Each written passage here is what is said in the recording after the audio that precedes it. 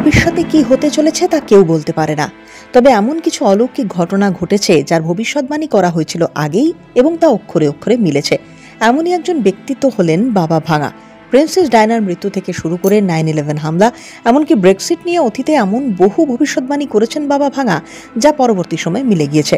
জানা যায় 2025 সালকে নিয়েও ভবিষ্যৎবাণী করেছেন বাবা ভাঙা। উনি বলেছিলেন 2025 সালে প্রলয় হবে, 2025-এই মানবতার পতন শুরু হবে, ইউরোপে এমন কোনো ভয়ঙ্কর সংঘর্ষ হবে যা গোটা মহাদেশের জনসংখ্যাকে ব্যাপকভাবে প্রভাবিত করবে। শুধু 2025-ই নয়, পরের বছরগুলিতেও আরও চমকপ্রদ আর ভয়ঙ্কর ঘটনার ভবিষ্যৎবাণী করেছেন। বাবা ভাঙার ভবিষ্যৎবাণী অনুযায়ী 2028 সালে মানুষ শুকরে যাবে, 2033 সালের মধ্যে জলবায়ুতে ভয়ঙ্কর পরিবর্তন হবে, গলে যাবে উত্তর মেরুর হিম ও শৈল, এর জেরে জলস্তর ব্যাপকভাবে বেড়ে যাবে। 2076 সালে বিশ্বজুড়ে কমিউনিজম বা সাম্যবাদ ছড়িয়ে পড়বে।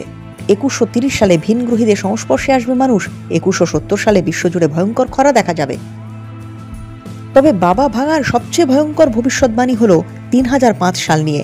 ওই বছর নাকি পৃথিবী ও মঙ্গলের মধ্যে যুদ্ধ বাঁধবে।